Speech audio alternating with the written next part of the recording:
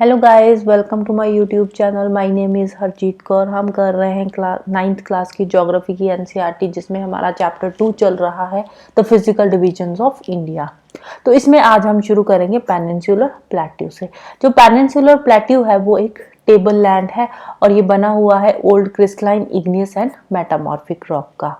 और ये जो पेनिनसुलर प्लेट्यू है ये गोंडवाना लैंड के टाइम का बना हुआ है, इसीलिए ये एक ओल्डेस्ट लैंड मास है।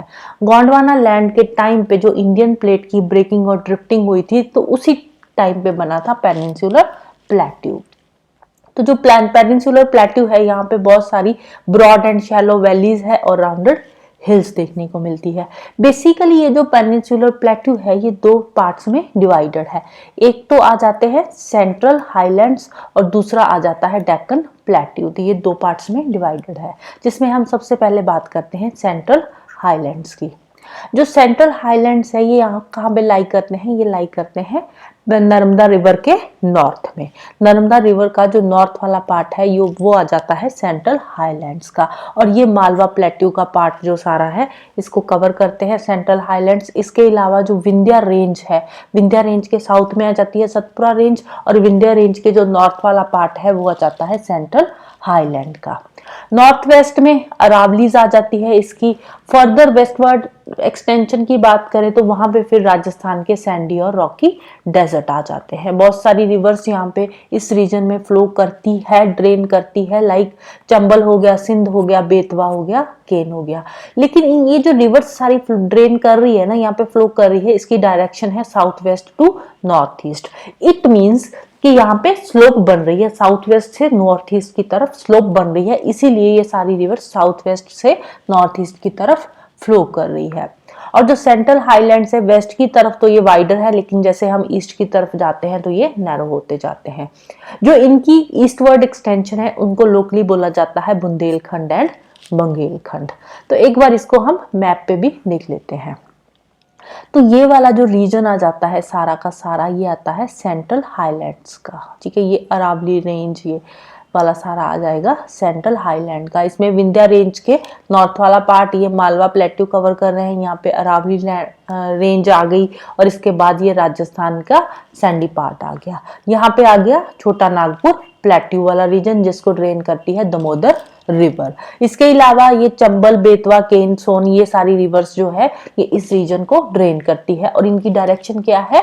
इनकी डायरेक्शन है साउथ वेस्ट से नॉर्थ ईस्ट की तरफ। तो इट मीन्स यहाँ पे क्या है? स्लोप बन रही है, साउथ वेस्ट से नॉर्थ ईस्ट की तरफ इन रिवर्स की स्लोप बन रही है, तभी ये रिवर्स यहाँ पे बहती है। राइट, फिर नेक्स्ट बात करते हैं हम डेक्कन प्लेट्यू की। डेक्कन प्लेट्यू एक ट्रायंगुलर लैंडमास है जो कि नर्मदा रिवर के साउथ में लाई करता है। तो नर्मदा रिवर के साउथ में आ जाती है सतपुरा रेंज। तो जो सतपुरा रेंज है वो डेक्कन प्लेट्यू की नदर्न बाउंड्री है। तो डेक्कन प्लेट्यू का जो नदर्न पार्ट है वो वहां पे आती है सतपुरा रेंज। फिर इसके अलावा इसका जो ईस्टर्न एक्सटेंशन है वहां पे महादेव, कायमूर और महिकल रेंज भी आ जाती है। डेक्कन प्लेट्यू वेस्ट की तरफ तो हायर है, और ईस्ट की तरफ जैसे जाते हैं तो ये जेंटल इसकी स्लोप बन रही है, जेंटल स्लोप बन रही है। इसीलिए जो साउथ की मोस्टली रिवर्स है वो वेस्ट से ओरिजिनेट होती है और ईस्ट में बे ऑफ बंगाल में जाकर ड्रेन कर देती है। लोकली इसके अलग अलग नेम है। मेघालय में कार्बी एंगलोंग प्लेट्यू इसको बोलते हैं, नॉर्थ कच्छार हिल्स भी बोला जाता है। इसके अलावा इसके कुछ प्रोमिनेंट यहाँ की हिल रेंजेस है वेस्ट टू ईस्ट, कौन सी है? गारो, खासी एंड जयांतिया हिल्स हो गई। इसके अलावा डेक्कन प्लेट्यू में आ जाती है western Ghats and eastern Ghats. जो वेस्टर्न घाट्स है वो डेक्कन प्लेट्यू की वेस्टर्न बाउंड्री बनाती है, और ईस्टर्न घाट्स जो है वो डेक्कन प्लेट्यू की ईस्टर्न बाउंड्री बनाती है। वेस्टर्न घाट्स वेस्टर्न कोस्ट के पैरेलल लाई करती है, और ये एक कंटिन्यूस रेंज है, और यहाँ पे बहुत सारे पासेस बने हुए हैं जिनको बोलते हैं घाट्स, लाइक थाल घाट हो गया, बोर घाट हो गया, पाल घाट हो गया। इसके अलावा अगर हम डिफरेंस की बात करें वेस्टर्न घाट और ईस्टर्न घाट्स के, तो वेस्टर्न घाट्स की हाइट ज्यादा है as compare to Eastern Ghats. Western Ghats की एवरेज हाइट है 900 से लेकर 600 मीटर तक, और ईस्टर्न घाट्स की हाइट है 600 मीटर। ईस्टर्न घाट स्ट्रेच करती है महानदी वैली से लेकर नीलगिरी हिल्स तक, और ईस्टर्न घाट्स इरेगुलर है, डिसकंटिन्यूस है, बहुत सारी रिवर्स इसको डाइसेक्ट करती है जो आगे बे ऑफ बंगाल में ड्रेन करती है।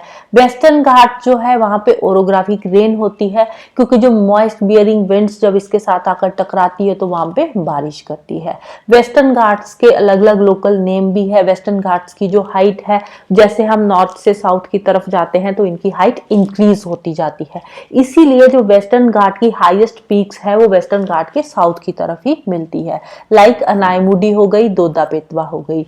और ईस्टर्न घाट की हाईएस्ट पीक की बात करें तो वो है महेंद्रगिरी, जो कि ईस्टर्न घाट के नॉर्थ में लाई करती है। इसके अलावा ईस्टर्न घाट में शेवरॉय और जवद्दी हिल्स भी आती है, जो कि ईस्टर्न घाट के साउथ ईस्ट में लाई करती है। राइट, तो एक बार मैप पे देख लेते हैं इसके बारे में। तो ये आ गया हमारा डेक्कन प्लेट्यू। तो डेक्कन प्लेट्यू में हमने क्या पढ़ा था, इसके नॉर्थ में आ जाती है ये सतपुरा रेंज आ गई, ये महादेव हिल्स आ गई, फिर ये वेस्टर्न घाट्स आ गई, ईस्टर्न घाट्स पे यहाँ पे ऊपर आ गई महानदी, नीचे आ गई ये नीलगिरी हिल्स। तो वेस्टर्न घाट में जैसे हम नॉर्थ से साउथ की तरफ चलते हैं तो इनकी जो हाइट है इंक्रीज होती जाती है, इसीलिए जो इसकी हाईएस्ट पीक्स है जैसे अनामलाई अनायमुडी हो गई, कार्डामम हिल्स हो गई, ये सारी की सारी साउथ में आती है। तो ईस्टर्न घाट की जो महेंद्रगिरी है ये आती है ईस्टर्न घाट के नॉर्थ में, ये रही महेंद्रगिरी हिल्स। राइट, तो फिर नेक्स्ट चलते हैं वापस थ्योरी पे, हम पेनिनसुलर प्लेट्यू पे। तो पेनिनसुलर प्लेट्यू का डिस्टिंक्ट फीचर क्या है कि जो पेनिनसुलर प्लेट्यू है वहां पे ब्लैक सॉइल है, ब्लैक सॉइल एरिया है जिसको बोलते हैं डेक्कन ट्रैप। अब ये ब्लैक सॉइल यहाँ पे कैसे आई, ये आई है वॉल्केनिक रीजन की। यहाँ पे जो इग्नियस रॉक है उनकी जब डेन्यूडेशन हुई ओवर द टाइम तो यहाँ पे ब्लैक सॉइल की फॉर्मेशन हुई। इसके अलावा वेस्टर्न साइड पे इसके अरावली हिल्स है जो पेनिनसुलर प्लेट्यू। अब हम बात कर रहे हैं पेनिनसुलर प्लेट्यू पे, इसके पार्ट्स तो हम कर चुके हैं ना, सेंट्रल हाईलैंड्स और डेक्कन प्लेट्यू। तो ओवरऑल पेनिनसुलर प्लेट्यू की बात करें तो यहाँ पे ब्लैक सॉइल की एक चादर बिछी हुई है, पूरा का पूरा जो पेनिनसुलर प्लेट्यू है वहां पे ब्लैक सॉइल मिलती है। और यहाँ की जो अरावली हिल्स है वो कहाँ पे लाई करती है, वो लाई करती है पेनिनसुलर प्लेट्यू के western and north western margin में। और जो ये अरावली हिल है ये हाईली इरोडेड हिल है, ओल्ड फोल्ड माउंटेन्स में आती है। जो अरावली है ये ओल्ड माउंटेन है, बहुत ही पुरानी माउंटेन है, जो जैसे कि हिमालयस है वो यंग फोल्ड माउंटेन्स में आती है, तो अरावली क्या है ये ओल्ड माउंटेन है। ये ब्रोकन हिल्स है, गुजरात से लेकर दिल्ली तक ये एक्सटेंड करती है, साउथ वेस्ट से नॉर्थ ईस्ट डायरेक्शन में। राइट, फिर नेक्स्ट चलते हैं इंडियन डेजर्ट पे। इंडियन डेजर्ट कहाँ पे लाई करता है, ये अरावली हिल्स के वेस्टर्न मार्जिन में ये लाई करता है। और ये क्या है, जो इंडियन डेजर्ट है ये एक अंडुलेटिंग सैंडी प्लेन एरिया है, जो यहाँ पे बहुत सारे सैंड ड्यून्स बने हुए हैं। अब डेजर्ट रीजन है तो ऑब्वियसली यहाँ पे लो रेनफॉल होती होगी, जो रेनफॉल है यहाँ पे ये 150 mm पर ईयर से भी कम होती है। तो एक तरह का यहाँ पे एरिड क्लाइमेट है, ड्राई क्लाइमेट है। ड्राई क्लाइमेट होने की वजह से यहाँ पे वेजिटेशन भी बहुत ही कम मिलती है। रेनी सीजन में अब यहाँ पे थोड़ी बहुत स्ट्रीम्स अपीयर होती है, लेकिन वो सैंड के बीच में ही डिसअपीयर हो जाती है, वो जो समंदर है, जो ओशन है वहां तक पहुंच ही नहीं पाती। जो यहाँ की लार्जेस्ट रिवर है वो है लूनी रिवर। इसके अलावा डेजर्ट के फीचर्स क्या है, यहाँ पे बहुत सारे एरियाज में बरखांस देखने को मिलते हैं। बरखांस क्या होते हैं, क्रिसेंट शेप्ड ड्यून्स, रेत के जो पहाड़ होते हैं। क्रिसेंट शेप क्या होता है, जो न्यू मून की शेप होती है, कुछ इस तरह के क्रिसेंट शेप बरखांस यहाँ पे देखने को मिलते हैं। इसके अलावा लॉन्गिट्यूडिनल ड्यून्स भी यहाँ पे पाए जाते हैं। अगर आप कभी जैसलमेर गए हो तो जैसलमेर में भी बहुत सारे बरखांस देखने को मिलते हैं। इंडो पाकिस्तान बॉर्डर के साथ भी बहुत सारे सैंड ड्यून्स देखने को मिलते हैं। फिर नेक्स्ट चलते हैं कोस्टल प्लेन्स पे। कोस्टल प्लेन्स कहाँ पे लाई करते हैं, कोस्टल प्लेन्स आते हैं इंडिया के जो पेनिनसुलर प्लेट्यू है उसके ईस्टर्न और वेस्टर्न साइड पे। वेस्टर्न कोस्ट में अगर हम देखें तो वेस्टर्न घाट और अरेबियन सी के बीच में आता है वेस्टर्न कोस्ट। ये क्या है, वेस्टर्न कोस्ट एक नैरो प्लेन्स है। यहाँ पे जो वेस्टर्न कोस्ट है इसके 3 सेक्शंस है। कौन से, जो नदर्न पार्ट है इसका मुंबई से लेकर गोवा तक का उसको बोलते हैं कोंकण। सेंट्रल जो पार्ट है उसको बोलते हैं कन्नड़ प्लेन्स, और जो इसका सदर्न स्ट्रेच है उसको बोलते हैं मालबार कोस्ट। तो एक बार इसको मैप पे भी देख लेते हैं। ये रहा कोंकण वाला पार्ट, ठीक है, नॉर्थ वाला कोंकण, फिर सेंटर वाला कन्नड़ आ जाता है और फिर साउथ में आ जाता है ये मलबार कोस्ट। तो ये सेंटर वाला कन्नड़ वाला रीजन है, कोंकण, कन्नड़ एंड मलबार कोस्ट। फिर चलते हैं ईस्ट की तरफ। ईस्ट में जो नदर्न पार्ट है उसको बोलते हैं नदर्न सरकास, और जो साउथ वाला पार्ट है उसको बोलते हैं कोरोमंडल कोस्ट। फिर वापस चलते हैं हम अपनी थ्योरी पे। तो यहाँ पे बे ऑफ बंगाल वाली साइड जो नदर्न पार्ट है वो नदर्न सरकास हो गया, और जो सदर्न पार्ट है उसको बोलते हैं कोरोमंडल कोस्ट। और यहाँ पे बहुत सारी रिवर्स बहती है, लाइक महानदी, गोदावरी, कृष्णा, कावेरी। तो ये जो रिवर्स है ये ड्रेन करती है बे ऑफ बंगाल में, और वहाँ पे एक्सटेंसिव डेल्टा बनाती है before draining into the Bay of Bengal. यहाँ पे एक इम्पॉर्टेंट लेक है, कौन सी लेक है? लेक चिलिका, ईस्टर्न कोस्ट की तरफ ये पड़ती है। जो लेक चिलिका है ये इंडिया की लार्जेस्ट सॉल्ट वाटर लेक है, उड़ीसा स्टेट में ये पड़ती है, और ये बनाती है महानदी डेल्टा के साउथ में ये लाई करती है।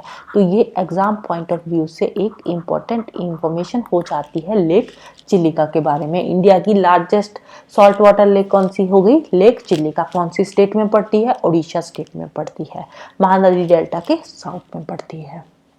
फिर लास्ट में चलते हैं आइलैंड ग्रुप्स में। इंडिया के 2 आइलैंड ग्रुप्स है, लक्षद्वीप एंड अंडमान एंड निकोबार।